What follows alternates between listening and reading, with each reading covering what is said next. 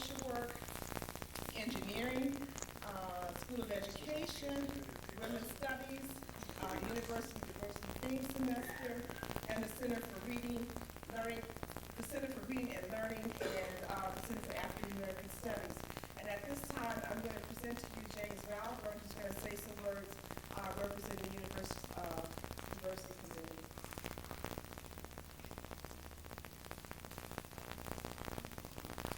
Thank you. My name is James Valber. I'm program assistant at Dialogical. Anybody hear me back there? All right. The University of Michigan consistently tries to enrich and enhance the educational experience of its students through several provocative and engaging measures. One of those is its theme semester. This year's theme semester is diversity theories and practices, and we are very proud to be one of the sponsors of this auspicious occasion. Each theme semester at the university has its own character. This one is designed to continue building into the future. The theme semester has its foundation more than 100 courses in the College of Literature, Science, and the Arts, as well as 13 colleges around the campus. These courses provide the intellectual support for a variety of activities developed by students, faculty, and staff. Diversity theories and practices will set the groundwork for projects that can be realized in winter 1999 or in later semesters. It's a fourfold structure of research, courses, activities, and the culminating event and capsule experience. You can check out all this information on our website at www.umich.edu. Several events have already taken place, including Rethinking Racial Divides, Asian Pacific Americans in the Law, Arab American Activism, let me brush up on my Spanish, Arciciando el Linanzo, which means Western Campus, several essay, poetry, and photo contests, and University Housing has had a lot of commitment to the theme semester with their bi-weekly luncheon series. I actually had a chance to participate in today's, which was a great discussion on how hip-hop can be used in education to tell teachers. We had a great provocative session today on how Tupac actually helped. That was great. Also, be on the lookout for the theme semester's capsule experience, which is a week-long series of events and activities beginning on March 27th, culminating March 31st. Lesbian transsexual artist Kate Bornstein will kick off the event, and that will be Saturday the 27th at 7 p.m. at the residential auditorium. But y'all didn't come here to hear me speak, so I will make room for who you really came for. Thank you very much for your time.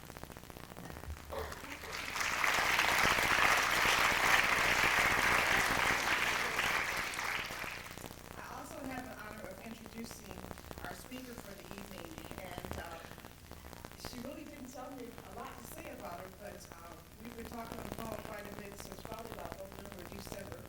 And then just recently I received a press packet about her, and I found out that she likes shoes, and I like shoes too, so we're going to have to go to the deal at the end of this. But anyhow, Della Dix is the author of 17 books. Her latest is Remembered Rapture, the writer at work. It's a book in which Hooks resists categorization and fuses autobiography with cultural essay. Her essays present how race, gender, and class shape the direction of a writer's work and life. Atlantic Monthly named her one of the new intellectuals who are bringing moral imagination and critical intelligence to bear on the defining American matter of race. In addition to her writing career, she is a distinguished professor of English at the City College of New York, and she's also a popular lecturer. At this time, I present to you Ms. Bell Hooks.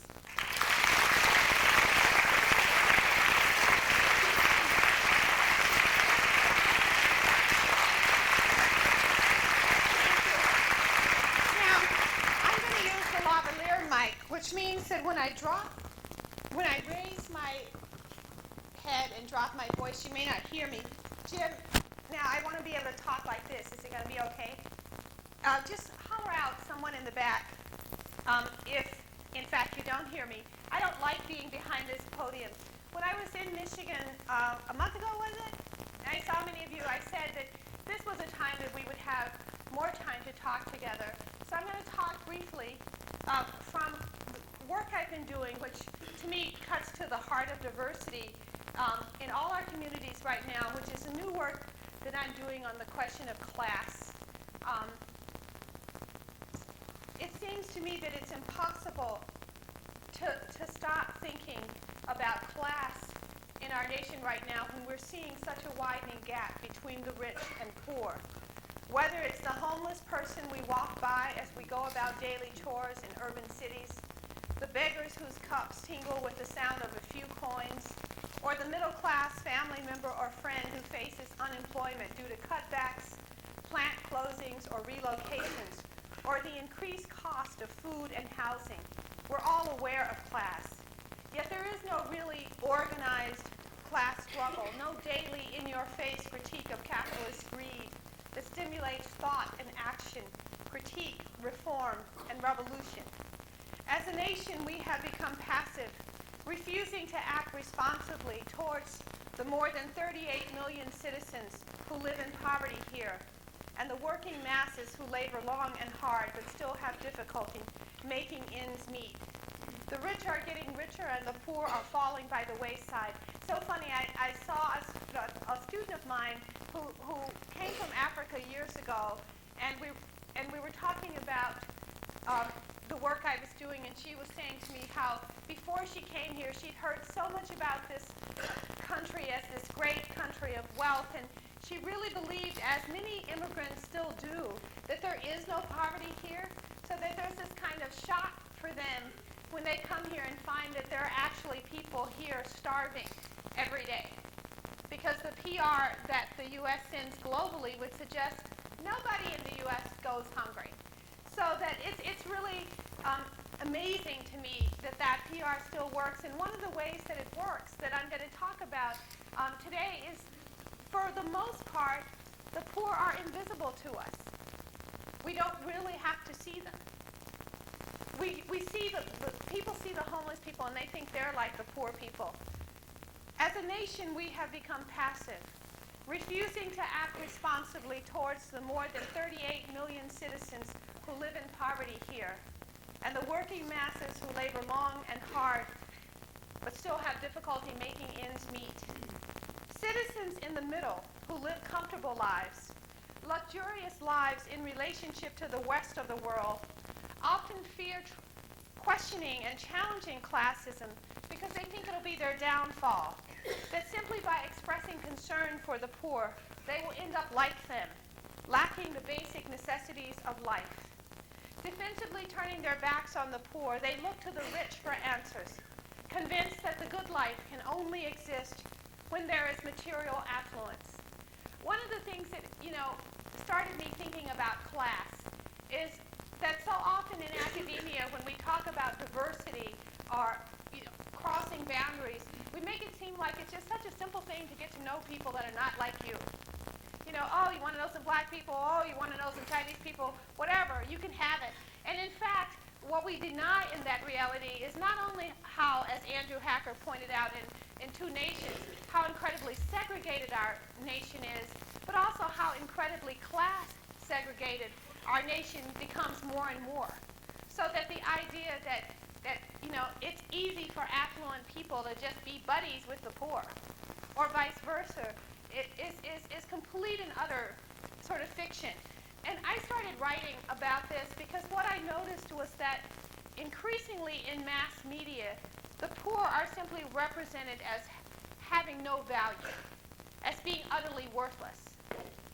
And I can't tell you, in this new book I've been doing which is on class, it's called Where We Stand, one of the things that strikes me so much is that I live now in a world of a lot of affluence, and I get to hear what a lot of rich people are saying about the poor, and the stuff that they say is so amazingly idiotic that you would think, how can anybody who has any level of knowledge hold these beliefs?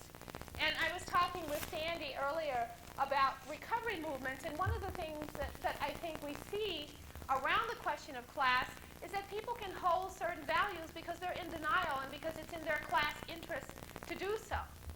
As in the rich white lesbian acquaintance of mine who says to me that she fears that I am giving too much money to my family, and because people don't appreciate anything unless unless they work for it. And she is someone who has inherited wealth since she was a young child and who's never had a job. So, classically, the idea is that those poor and working class people can't appreciate something unless they slave away for it.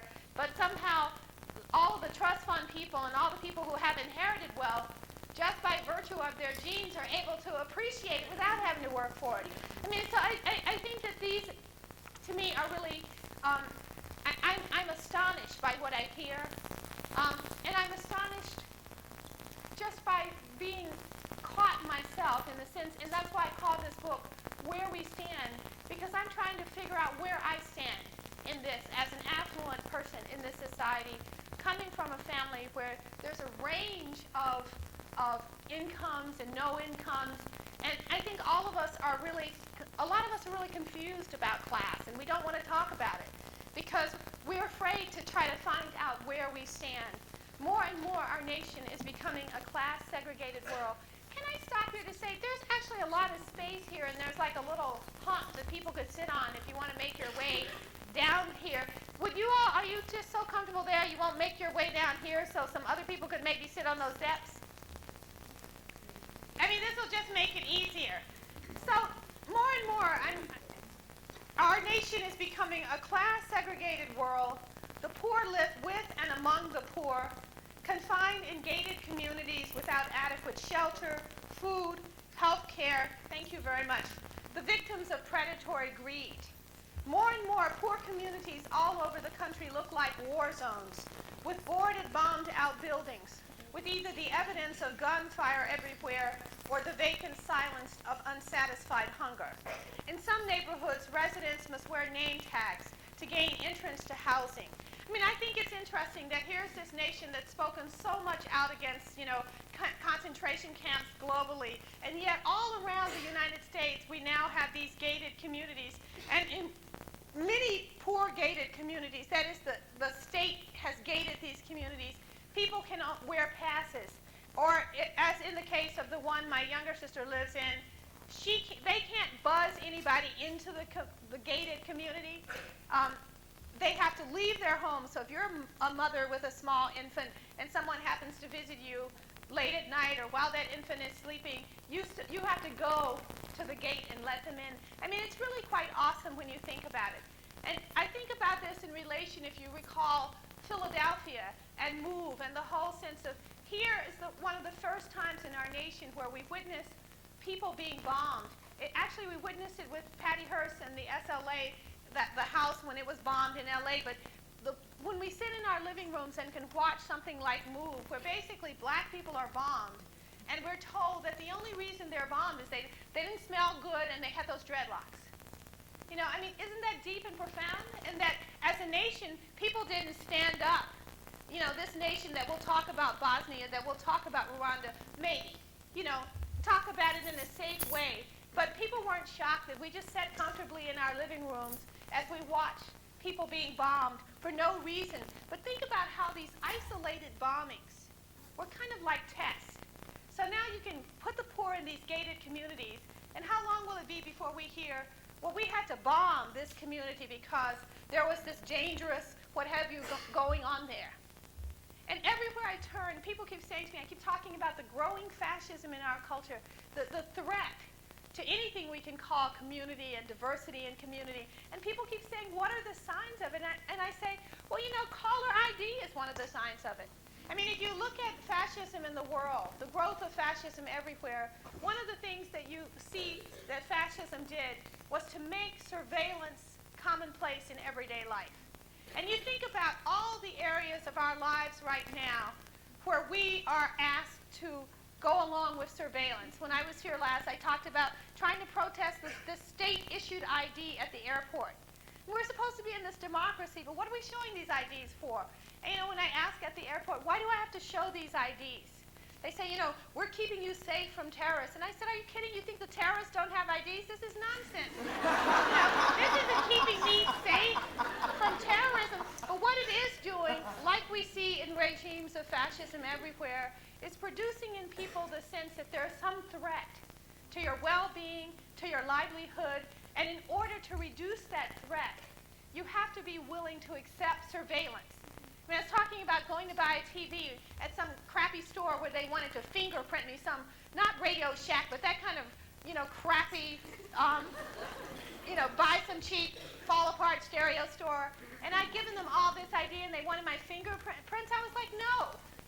Now, what was interesting, because it's such a sign of, I think, where we are as a nation around class, and I'm going to talk about how black people come to stand for the poor, even though the majority of poor people in our society are white, because white people are the majority numbers.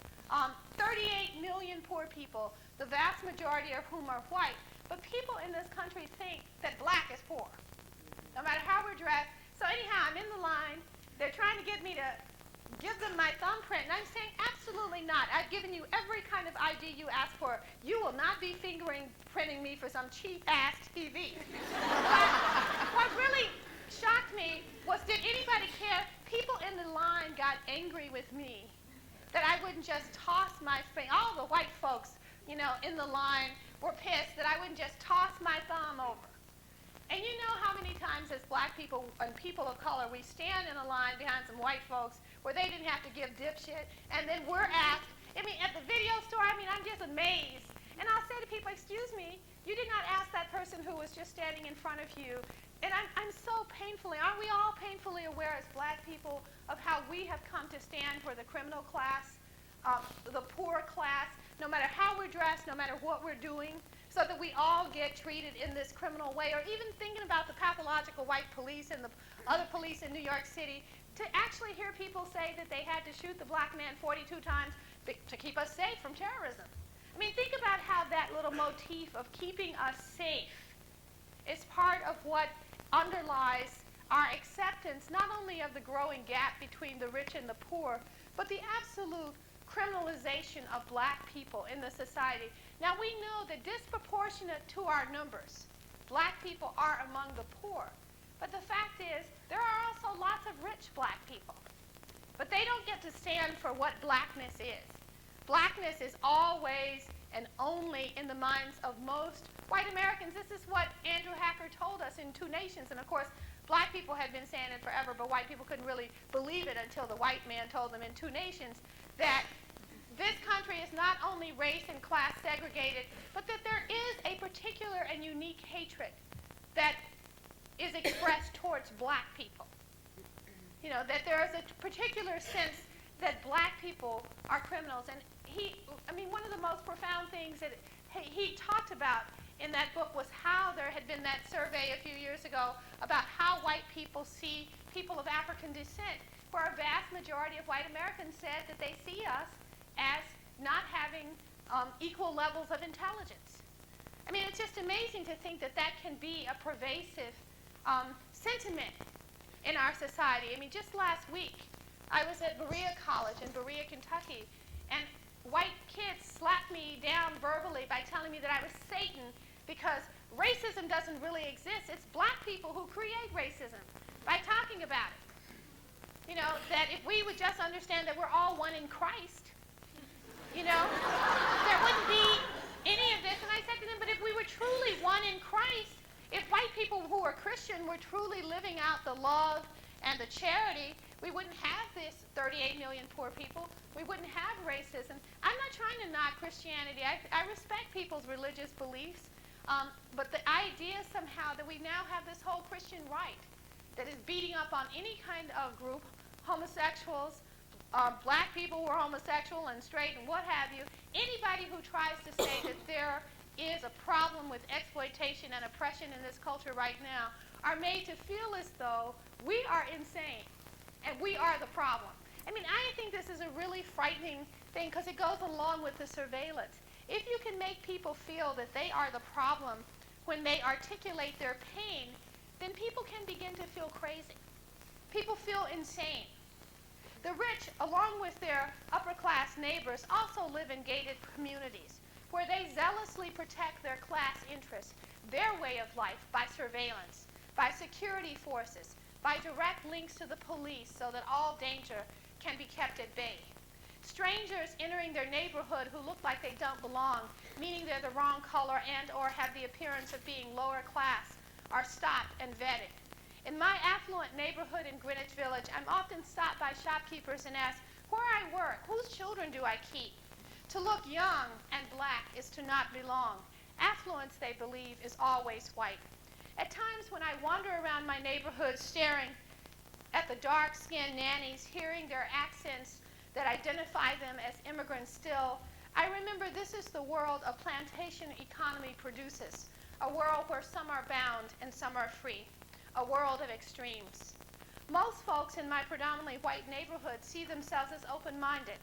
They believe in justice and support the right causes. More often than not, they are social liberals and fiscal conservatives.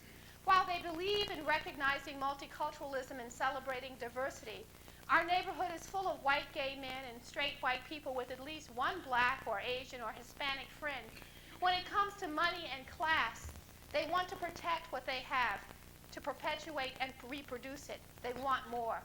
The fact that they have so much while others have so little does not cause moral anguish, for they see their good fortune as a sign they are chosen, special, deserving. It enhances their feeling of prosperity and well-being to know everyone cannot live as they do.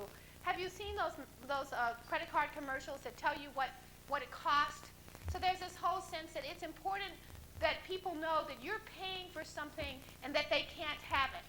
And I've been really fascinated by this kind of whole cultural shift in our nation, from being a nation that used to have a kind of Puritan ethos, that used to believe in charity and sharing, to this idea that, you know, in fact, you want to have more than your neighbor, and you want to be able to flaunt it.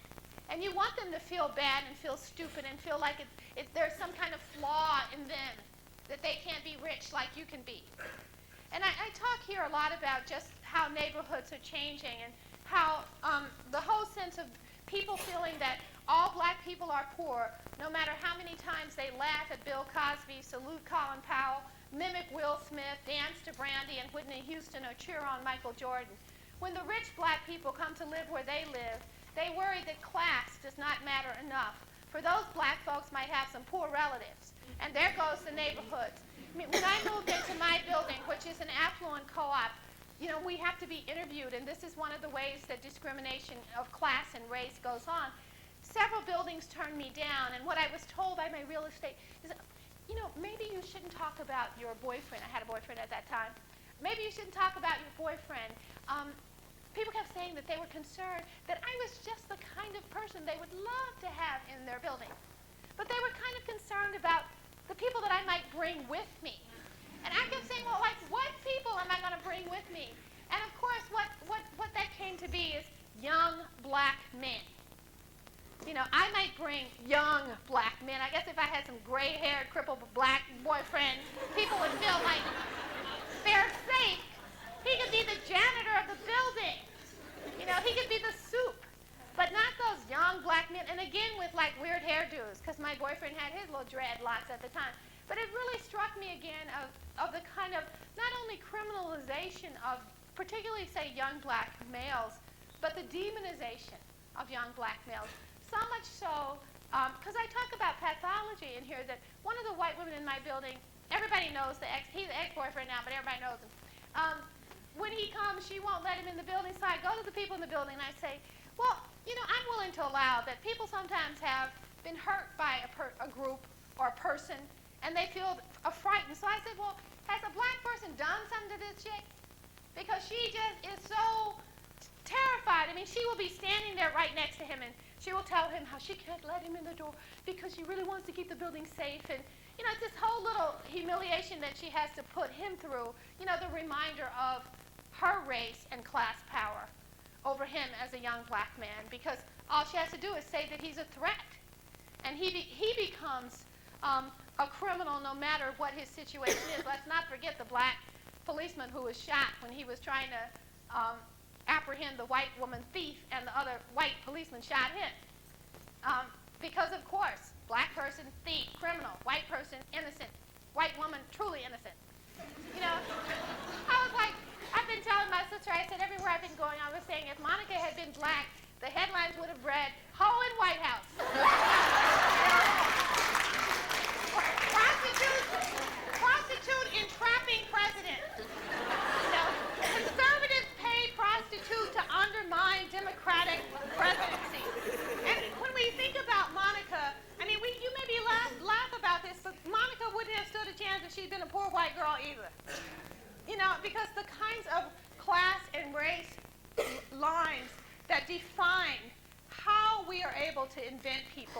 invent them. It's so amazing to contrast her with Paula Jones and with the other people who don't come from the right class of background. I guess people with whom Barbara Walters does not feel are her sisters, you know. And I was like, I didn't watch Monica on TV because I'm more concerned about the questions of poverty and what have you, but I did ask people, well, what did Monica have to say?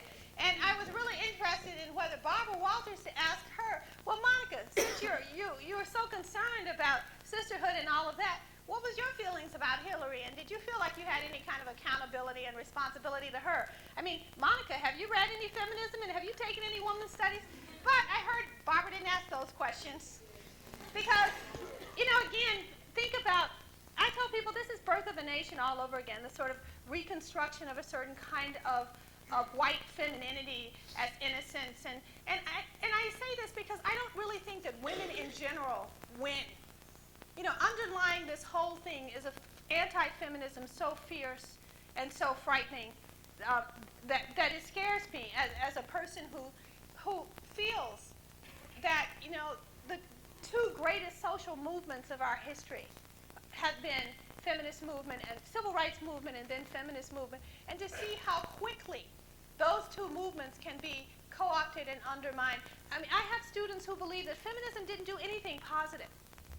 You know, students who don't even know that the very fact that I can be their professor comes out of civil rights movement and feminist movement. I mean, people don't even remember how few women tenured professors there were less than 20 years ago. And that, of course, we all know that the struggle hasn't been won. But it's amazing that people have these ideas, well, that's over with, and now we just have all the bad things that feminism has done. And Monica's even blamed on feminism. If feminism hadn't made sexual harassment an issue, we wouldn't even have to deal with this, and that strikes me as so interesting too. Let's not forget that the O.J. Simpson trial, which I talk about here, and I'm not really reading this talk through, I'm going to stop in a little bit so we can talk. I don't know if you're aware that the O.J. Simpson trial upped the gross national product supposedly by $200 million. So that when we are talking about these public spectacles that, you know, you're sitting at home trying to figure out why is your nation fixated on them, you just have to think about white supremacist capitalist patriarchy. It's fixated on them because a lot of people are making a lot of money. You know, and it ain't that pizza boy that ain't getting his tip. Do you know what I'm saying? It's like the people, think about the lawyers, think about the incomes of the people who benefited the most from this spectacle. You know, it's such a deep thing, isn't it? Because do you ever feel crazy? I feel crazy a lot of the time. I was just reading that Bryant Gumbel won't get up in the morning for the $5 million that they pay him, that he wants more, and you just think, wow. You know, all over America, people are losing their jobs, and some people are working 10 hours a day for $4 an hour. And then we have this person over here really feeling like he just can't get up to do the morning show for $5 million. It's just not enough. Because after all, they pay the white woman cohort $7 million. I mean, it's just very deep, isn't it? I mean, I think it's deep because we are a nation so divided, even as we are being told that we have multiculturalism. Isn't it great we have diversity? We can all win the lotto. I mean, just think that everybody thinks that. You guys, think about how many poor people are suffering. Because in this new book, and I'm not reading my paper because I don't really like to read papers.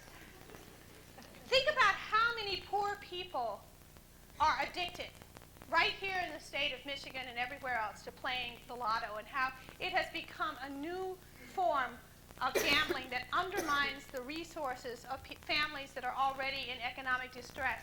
In this new book that I've been writing, I've been really, particularly in terms of talking about black people, trying to draw a link between addiction, and particularly in black life, to drug addiction and our economic circumstances. You know, the fact is that black people in this nation have always been disproportionately poor. But poverty did not mean that we had lives that didn't have meaning. You know, I've been talking with a lot of black people, like I was saying to myself, I never thought about myself as poor and working class until I went away to college. You know, I didn't know that the black family was dysfunctional and fucked up and matriarchal until I went away to college. You know, before then, I just thought I lived in a regular black community, went to church. Black men were our principals, our preachers, our dads, our granddads. You know, I didn't know that all black men were criminal and dysfunctional and castrated until I went away to college and took sociology classes. But it's interesting to think about the fact that poverty did not mean as black people that we could not have a meaningful and rich life. But one of the things that has altered the nature of poverty in black life has been drug addiction and predatory drug addiction. Because, and I was talking this about, my sister's here, my younger sister, Gwenda, my little sister, she lives in Flint. She always makes me welcome and brings me here so that I can converse with in Ann Arbor and other places. But we've seen it in our own family, the ravages of our addiction. I tell people all the time, poor black people who are addicted to cocaine and crack, like their poor counterparts who are white, Hispanic, or Asian, don't go prey on the rich. They prey on the people and the loved ones in their neighborhoods and in their families, so that many families have to have locks on their door at home, so that many of our parents are imprisoned in their own homes, trying to keep themselves safe from this kind of predatory addiction. This isn't about poverty. You know, and we can go on and on. We all know that white folks in power are not trying to clean up drugs in our neighborhood. They're happy about drugs in our neighborhood because it's producing the kind of genocide. You know, there's a wonderful book on addiction by Stanton Peele where he says, addiction is not about relatedness. I don't care what you're addicted to. Most addicts would rather be with their drug than with anything else. So what that means is once you had strong, poor black communities with powerful kinship networks that anthropologist Carol Stack wrote about in All Our Kin, where she talked about how black people shared with one another. We shared our resources. We pulled things together. Once you have predatory addiction, don't nobody want to share? Everybody is looking at you as a potential threat. You may rip off something from them. In writing this book about class, one of the things that I say that I found that was so disturbing that the poor share with the rich is greed. Is that everybody feels like all that life is about is material things. And anything you have to do to get money is okay. And so, you know, you prostituted your daughter or your little son. What difference does it make? I mean, there's this whole ethos of greed that is permeating our lives as this gap between the rich and poor widens. And I mean, I don't need to go on giving these examples, and I'll skip here and see if I can bring this to an end and we can talk about some of these things. The closest most folks can come to talking about class in this nation is to talk about money. I talk about my other home, which is in Ohio, a state where the Nazi Party is growing strong and flags hang in the window of the patriotic haves and have-nots. A racially integrated town, a town with a progressive history. There is still a neighborly world of caring and sharing there. Class segregation has been imported here from the outside, from a professional, largely white, managerial, academic class coming in from northern cities and west coast states, raising property values. And you know, Ann Arbor, if we trace the history of property in Ann Arbor, we would see a similar kind of development, that the more money that you have coming in and property values are increased, the more the indigenous populations of people who don't have class power can no longer afford to live where they may have been born or raised or where have you. I'm talking about Oberlin because that's the college town that I have my house in and that I live in. And of course, as a single woman with a lot of debt, I went to Oberlin thinking, oh, I'll be able to buy a cheap house there. And then found, of course, that because of all the money that was coming from people who lived in affluent neighborhoods in places like New York and California, San Francisco, sell their houses. Then they come to those places, and suddenly houses that once sold for $20,000, you know, are selling for $200,000. So if you know Oberlin at all, Oberlin was once very racially integrated, but class has driven out that racial, that diversity that did exist. And people, like the people in my neighborhood, say, oh, we're not all white for the most part because we're prejudiced. We don't mind. It's about class. They sincerely believe that there is no link between class and race, no link between the whiteness, the massive racial segregation of our society and the struggle to end welfare, that those things don't link up in any way. and I'm still talking about my little town, and I say that neighborhoods in our small town have greater class and racial diversity than most places in the United States. Racism and sexism exist here like everywhere.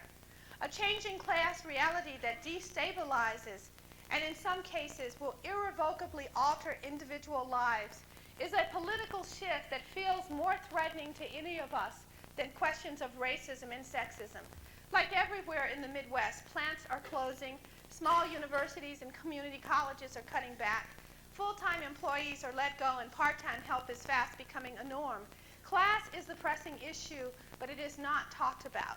And then I go on to talk about the closest most folks come to talking about class in this nation is to talk about money. I then go on to talk about how for so long the white poor, who are so deeply invisible in our society, fell for the notion of white supremacy, like, oh, you know, when the rich white people would get them galvanized to feel that, you know, whiteness is the issue. The white poor no longer falls for that as easily as people might have done in the past. Black people no longer fall for the notion that blackness is everything. Because what we have in our society, if you're black and you've been paying attention, is a rising black elite. Rich black people are getting richer.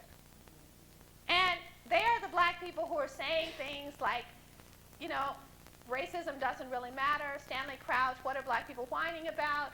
You know, why don't we just kill the people? I sat on a panel, speaking of fascism, I sat on a panel, I think it was at NYU with Stanley Crouch, where he talked about how if we had any kind of, you know, gumption as black people, we would just kill these drug people in our neighborhoods.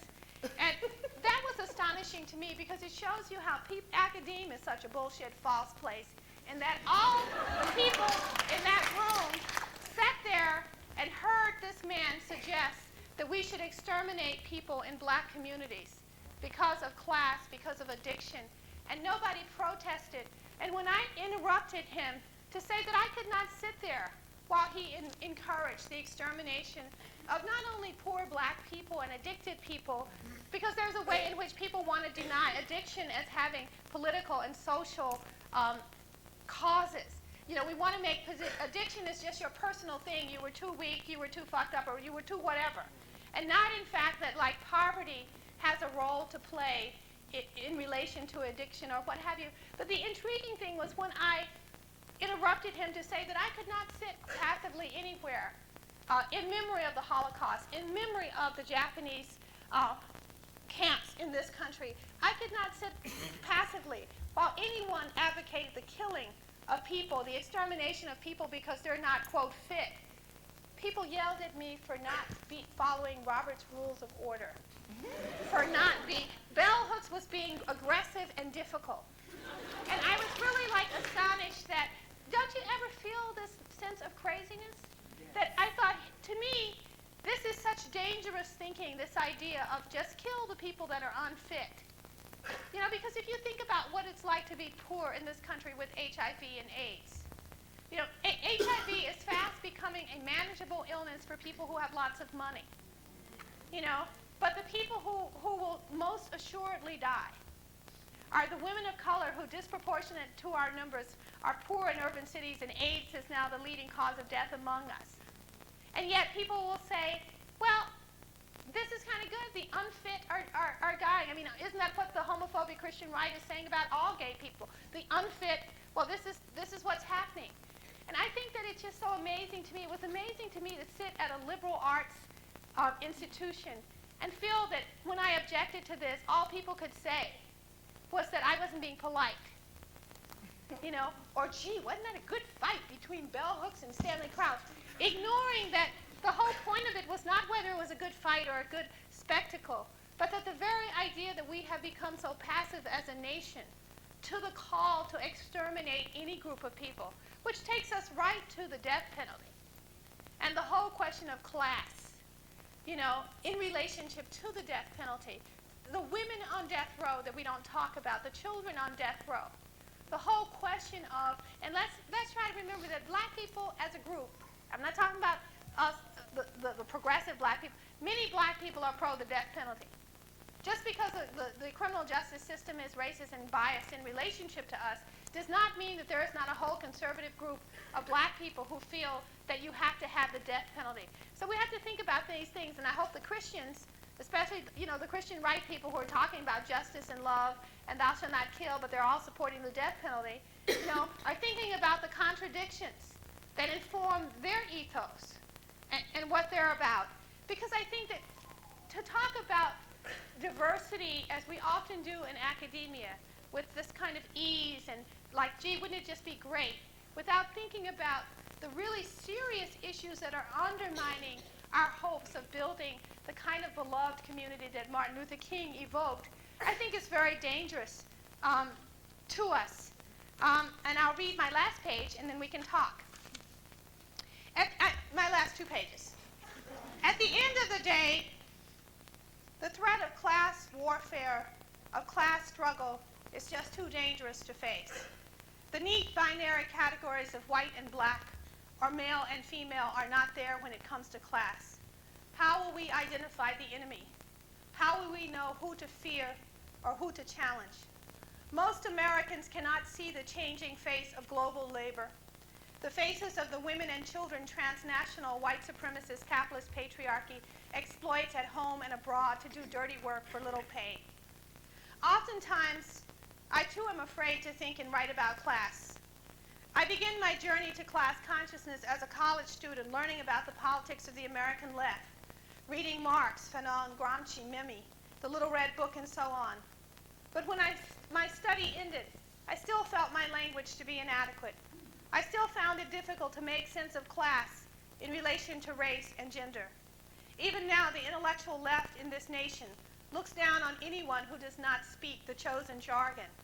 Still, the domain of academic and/or intellectual discourse about class is still mostly white, mostly male. Class matters, and race and gender can be used as screens deflecting attention away from the harsh realities class politics expose. Clearly, just when we should all be paying attention to class, using race and gender to understand and explain its new dimensions, this society, even our government, says, let's talk about race and racial injustice. It's important to talk meaningfully about ending racism, but we can't talk meaningfully about ending racism without talking about class. Let us not be duped. And then I talk about the O.J. Simpson trial because I think it was such an incredible historic moment where race is foregrounded when what we're really watching is a spectacle that begins with class. Because we all know that if O.J. Simpson had been a poor and working class black man, nobody would have cared about his fate or what happened to him, etc. Justice was never the central issue. Our nation's tabloid passion to know about the lives of the rich made class the starting point. It began with money and became a media spectacle that made more money. Another case of the rich getting richer. Feminist theorists, acknowledging the overwhelming significance of the interlocking systems of race, gender, and class, long before men decided to talk more about these issues together, often get very little hearing in our society. Mainstream culture, particularly mass media, was not willing to tune into a radical political discourse that was not privileging one issue over the other. Class still is often kept separate from race. And while race is often conveniently linked with gender, we still lack an ongoing collective political public discourse that puts the three together in ways that illuminate for everyone how our nation is organized and what our class politics really are.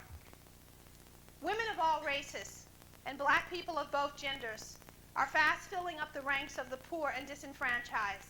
It's in our interest to face the issue of class, to become more conscious, to know better so that we can know best how to struggle for justice. I began to write about class in an effort to clarify my own journey from a working class background to the world of affluence, in an effort to be more class conscious. It has been useful to begin with class and work from there. In much of my other work, I've chosen gender or race as a starting point. I choose class now because I believe class warfare will be our nation's fate if we do not collectively challenge classism. I believe that as black people, we are being divided and separated by class. if we do not attend to the widening gap between rich and poor, the haves and have-nots. This class conflict is already racialized and gendered. It is already creating division and separation. If the citizens of this nation want to live in a society that is just, then we must first work to create an economic system that is just. To work for change, we need to know where we stand. Thank you.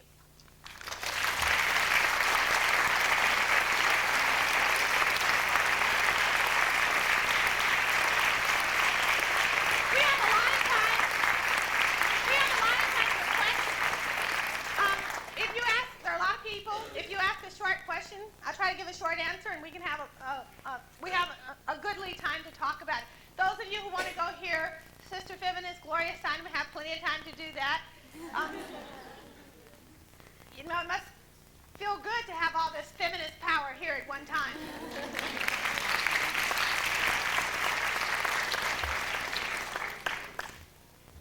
Yes, your name. Yes, my name is Kenneth Jones. Two things I'll make it really quick. As the only out black homosexual on this campus, it is a pleasure to be in your presence to hear you speak on such topics, especially when daily I'm hearing different homophobic remarks from my own community. You spoke about the link between class and race. Taking this a bit further, speaking of financial homosexuality, last year there was an anti-gay referendum in the Hispanic community. And one of the arguments we were hearing from mainly the white Christian right was that homosexuals would never deny such thing as housing, they weren't poor or anything like that. But what that argument did give account of was those black homosexuals who may be poor, who may have been restricted. Could you please speak on how heteropatriarchy, especially white heteropatriarchy, shapes and generalizes these generalizations and places these distinctions upon different groups? Well, I think one thing, to me, one of the most important books of the last 20 years was Dennis Altman's book, The Americanization of the Homosexual, the Homosexualization of America. Because he did, in fact, do a brilliant class analysis in that book where he tried to point out that gay white males with class power have, in fact, become influential groups in certain cities like Minnesota, we already know in San Francisco, where they, in fact, are able to shape public policy in different kinds of ways and live certain kinds of lives of affluence. To some extent, that kind of class reality was fictionalized in the movie The Opposite of Sex. But what he's careful to point out and to do, and I think Frank O'Hara does this too in some of his work, is to show, in fact, that when we talk about starting from an analysis that looks at race, sex, and class, what we know is lesbian women, again, by virtue of being women in the patriarchy, never have the kind of class power as a group that any group of affluent men would have, so that he breaks it down to say we have to be more realistic and talk about the fact that there are, in fact, groups of affluent gay men, white and other colors, who have much more power within the heterosexist patriarchy than other groups of gay people who don't have class power. See, I think this is, again, why we're afraid to talk about class. Because the moment we start talking about class, the neat binaries, because I think, for example, that the affluent white gay men in my neighborhood feel much greater solidarity with the other affluent straight white people in my neighborhood than they feel with me. And I mean, you can just tell that in the politics of everyday life.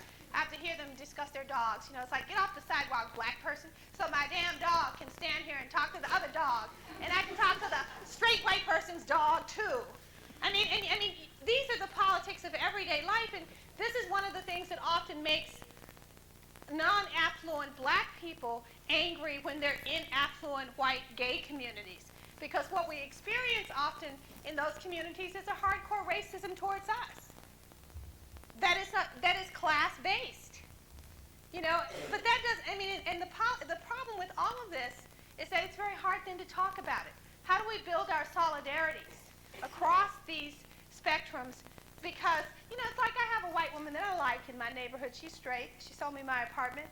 And we were just kind of casually having lunch. And it's interesting, 2 times something has come up. She was talking about, her home. And a white gay man coming there and bringing a black gay man. And she was really pissed that he did not tell her that the person was going to be black. But she didn't see that there was any problem with that. That it would have been okay. It could have been any white man in the world. It could have been Jeffrey Dahmer, anybody. You know, white masculinity would not have had to have been defined, located, what have you. In so many ways, she's a very liberal, kind, wonderful person. And yet, in small ways, she's also trapped into a certain way of thinking. And I think that's why it's so hard for us to talk about these issues, because they have so much to do with class and property. You know, I'm sure if she lived up in Harlem, it would have been okay to bring, or in any kind of multi-ethnic environment. But in fact, we were talking about one of the islands, you know, that are predominantly white. A black person has to be mediated.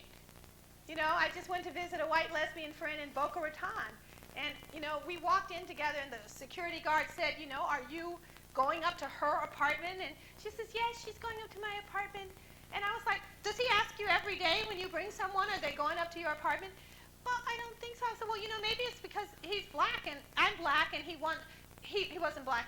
And I was struck again by, here's a righteous white woman who's definitely been on the side of racial justice in public arenas. But in private arenas, it's her black friends who've had to make her think about, you chose to live in this hostile building where we are humiliated and treated badly every time we come. How do we live with these things? These are the things that are hard to talk about.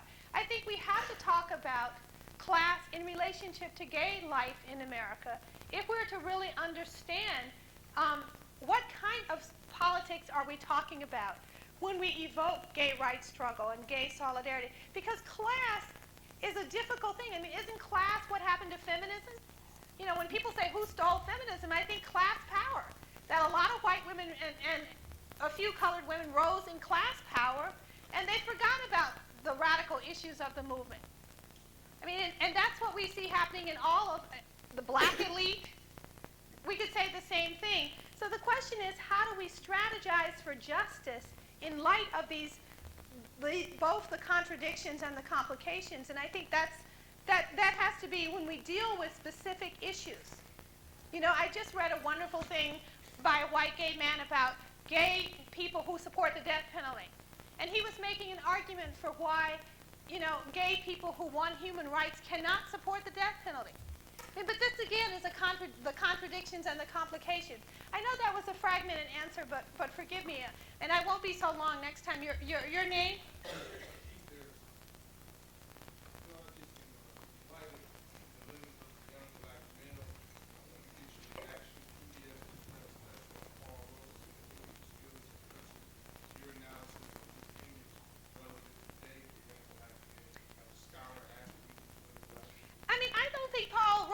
Image is relevant for most young black men because they don't know who he is.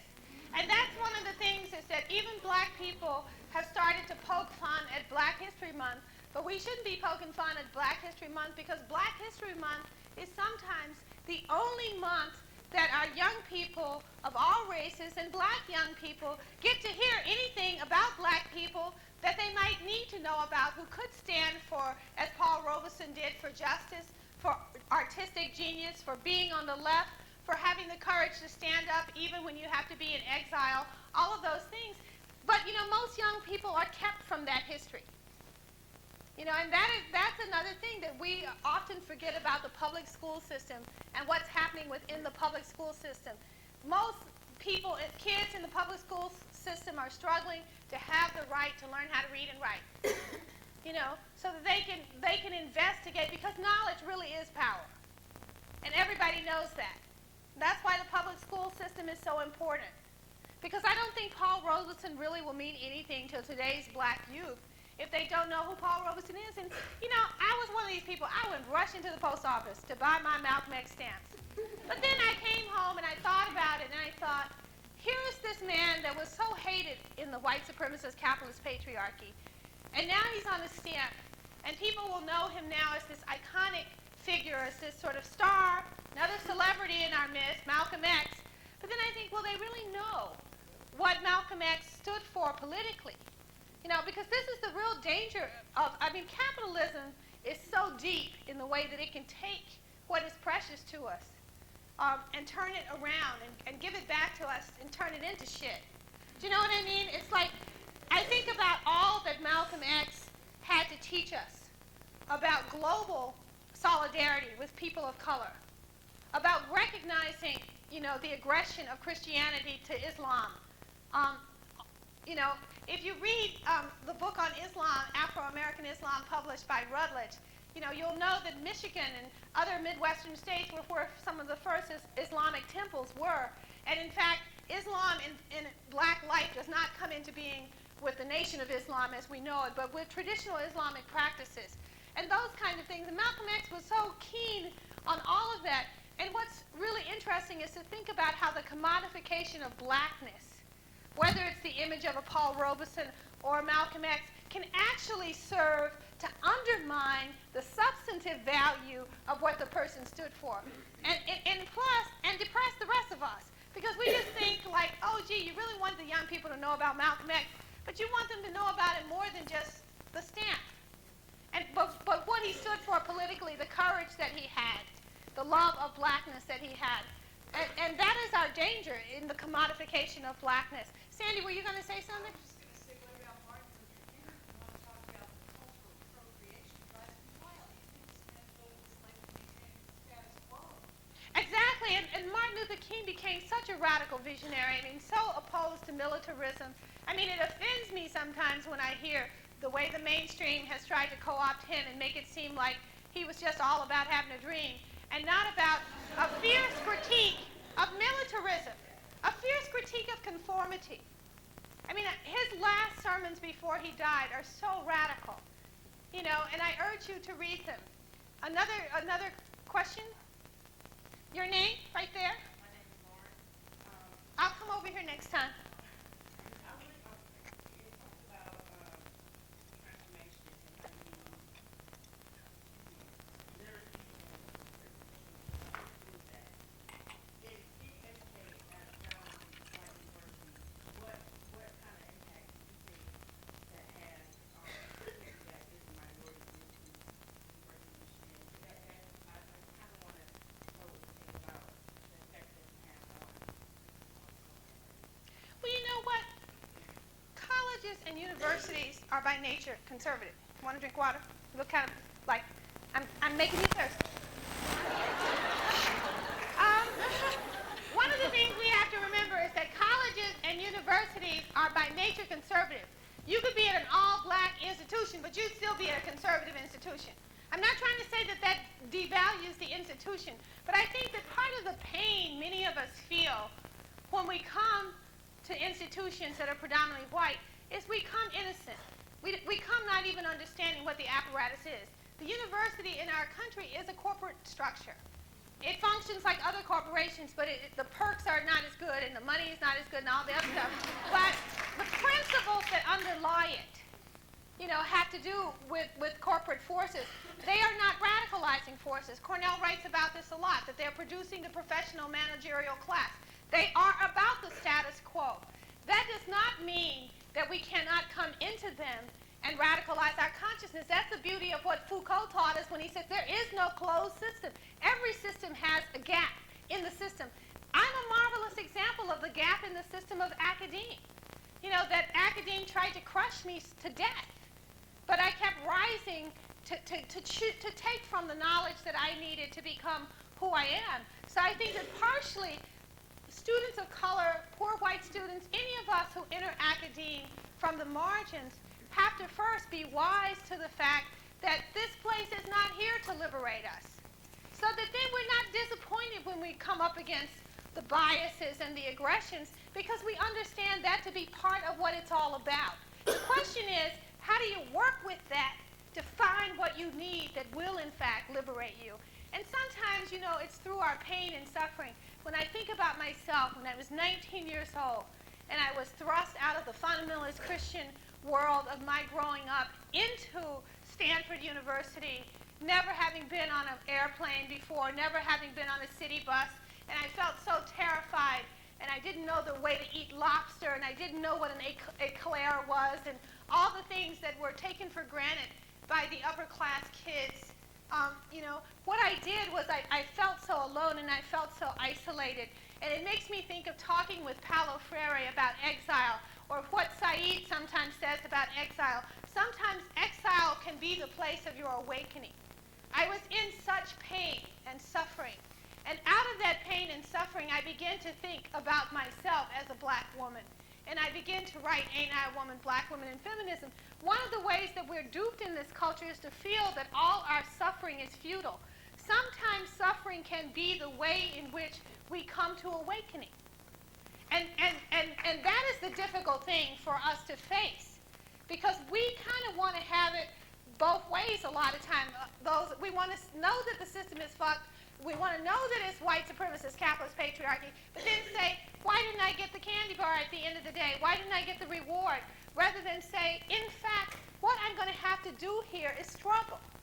And that's what it's going to be about, struggle. But at the end of the day, my struggle may give for me the joy that I desire. I mean, one of the reasons I haven't left academe is that I want my students to know that there is light. You know, that look at my struggle and the joy that it has brought to me. I was saying to Sandy, I don't have love. And she said, are you kidding? All my students love you. But I think about how all the struggle that has produced my work and the effect that that work has around the world, it's awesome. And I think if I had let academe beat me down because of its biases, what we have to know is the biases are here. It is the nature of the institution. The question is, how do we work in the best Foucauldian sense around those biases to find the gaps, to find the people who will nurture our spirits, and to become the prophetic visionaries that we wish to become? And we have so many examples that it can happen. And not to be discouraged. They're way up in the top, and then I'm coming over here. Yes, you and you. Your name?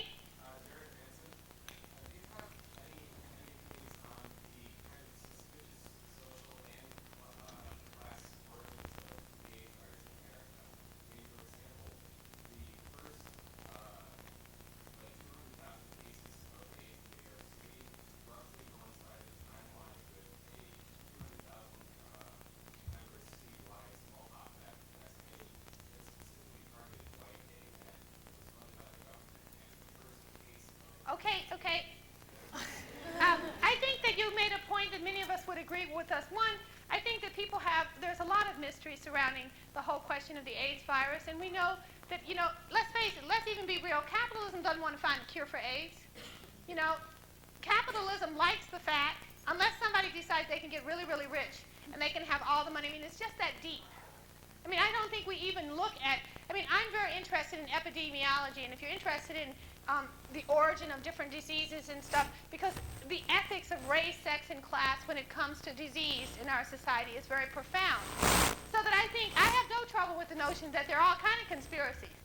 The very fact that our nation does not if our nation really cared about HIV and AIDS, we would all be able to go out and get some free tests, some quick, easy tests. We'd be able to go out and get some quick, easy, free medicine. That would be just the bottom line of we're concerned. Obviously, our nation isn't concerned. It's a lot about money. And it's a lot about, look at all the Chinese herbal stuff on AIDS. And our nation still won't allow certain kind of products to be brought into this country and made accessible to people. So I think there are conspiracies all around that we can look into and think about. And if nothing else, the Black Tuskegee stuff coming to light again should remind people of how the state is in fact willing to kill people in the interests of medicine and what have you. So I don't think we should think AIDS would be any different, or HIV would be any different. In a society that has shown that it will use the medical structure to test on people, to experiment, et cetera, et cetera. Look at our drinking water in New York City. Your name way up there. Often the discourse is such that there's a presumption that individuals who are present are aware or are conscious of what's transpiring in our community, particularly the black community. We're also fed a pretext for conflict information as far as civil rights movement is concerned that we have lives. From my involvement in student organizations and just my daily interaction with students in the black community, I found that a number of students feel like we have lives, that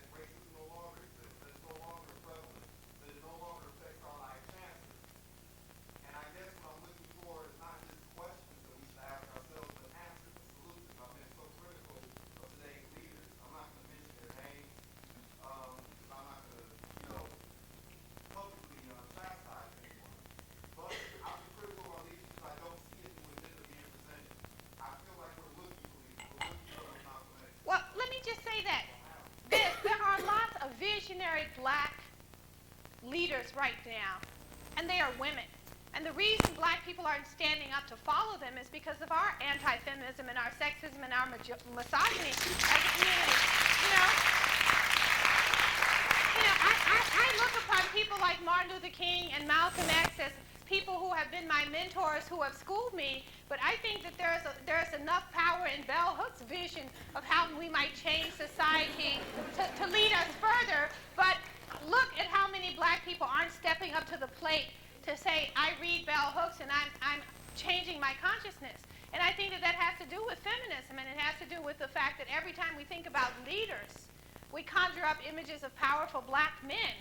And the fact is that all over our nation, just as we've conjured up images of powerful straight black men, because all over our nation there have been powerful visionary black leaders, black gay men, so many of our black gay male geniuses whom we've lost, Marlon Riggs, Essex Hempel, Joe Bean. We could go down the line. These black men were visionaries and leaders and offered us a vision of hope and possibility, but they remain unrecognized by black people collectively because of homophobia and misogyny, which are deeply linked and intertwined. So I think part of what we have to start saying as black people is the visions that we need are there. The question is, how can we produce the context where people are willing to receive those visions from groups of people that they have not thought of as the people who will lead them? Because I get so tired of hearing people talk about, as you were implying, I don't want to critique the boring patriarchal black male leaders because it's so obvious that they're out for number one. The question is that they still hold so much more power, and that we don't recognize the voices of an Audre Lorde. We don't recognize those voices as visionary voices that can lead us as a black community. And that's something we have to change, and it can only change through education. And it starts with, again, I want to go back to the public school, because it starts with us being concerned about what's happening with the minds of young black people in the public school system, and not just when we arrive at universities. Another question, a question over here. Your name? Ms. Harness. I'd be just interested to hear your thoughts on the feminization of poverty. Talking a little more about class. That's so broad. I mean, what specifically? Let me tell you what I hook into most is welfare, because I find what most heinous right now is, even think about the obscenity of the Monica Lewinsky stuff and how much money it costs against the attacks on welfare, and the fact that we all know there are not jobs available.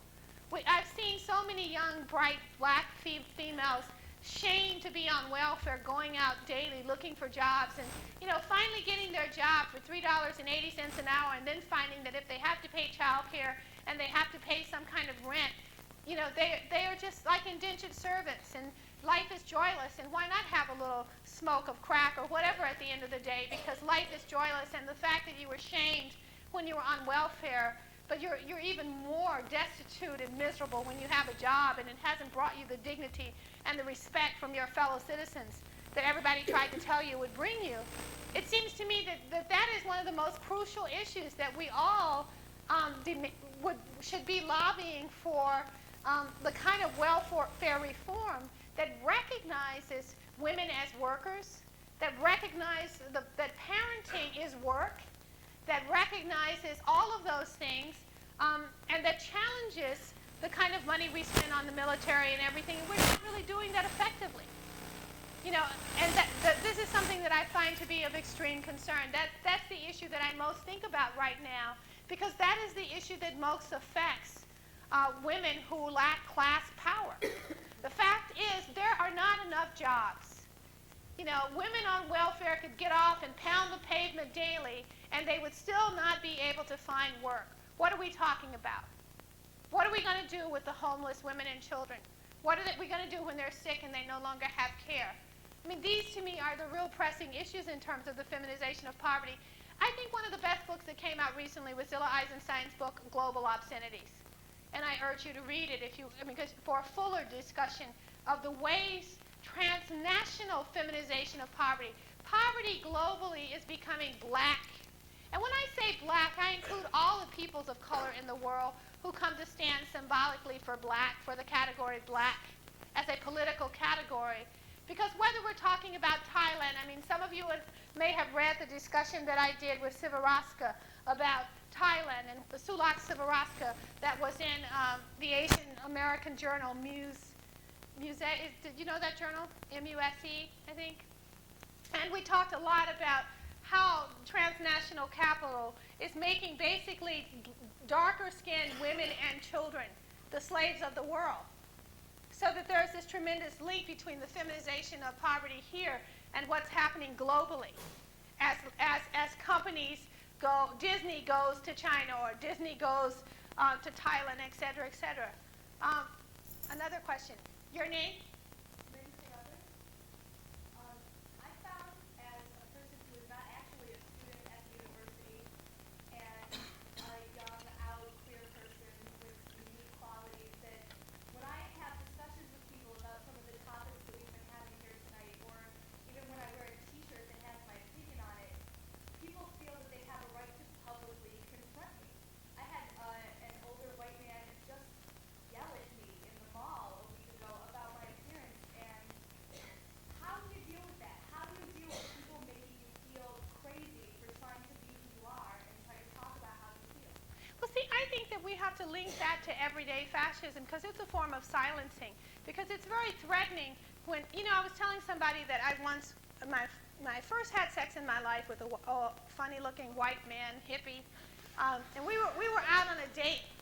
And I was, really wise about saying, I'm going to transcend the boundaries of race to have sex with a man who treats me really well and who really respects my body. And I chose the man very carefully.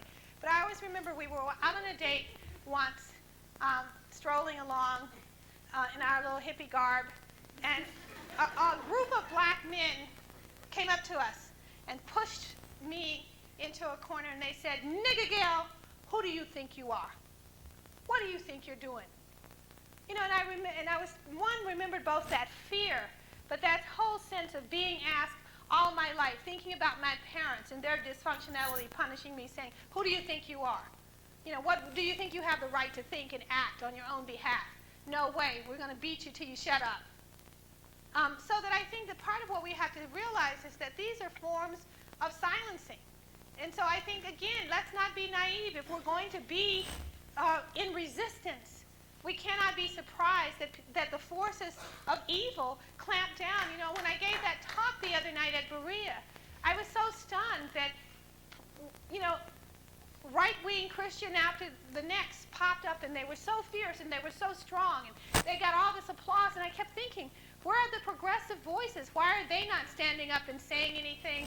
And I think one of the things is that as progressive people, because many of us are coming from academia, which is a space of privilege, or from books, which is also a space of privilege. Even if you don't have academic education, but you have books and you have experiences, that can be a space of privilege. We often are not prepared for people who really hate how you think and who really want to bash you and put you down. And I mean, that night on the street showed me that if I was going to live my beliefs, I was going to have the strength to stand up to the forces that were going to question me. That I was going to be able to have to answer that question, "Nigga gal, what do you think you're doing?" And I think that that's for any of us in this room. We'll have a couple of more questions, and I know some of you are trying to go to the other talk. Thank you. Your name?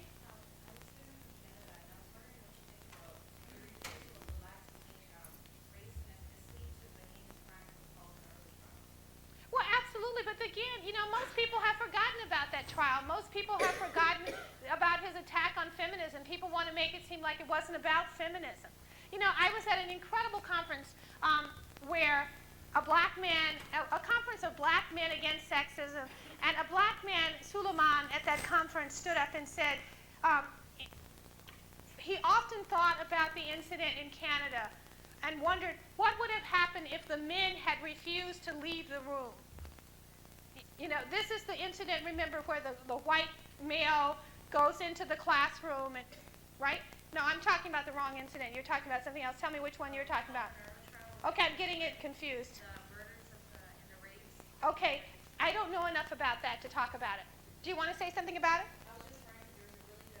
I was switching it back. I apologize. No, it's okay. I think it was in McLean's, and it was a big issue on how, because they were, like, his last name, Bernardo, is obviously an ethnic name, and they refused to attribute ethnicity and race to this crime, whereas if it was a black man, they would have made a big deal that this whole murder was based because he was black.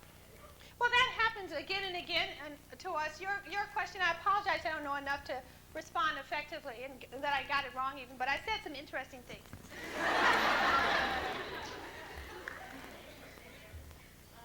Say your name again, sweetie. Mm-hmm.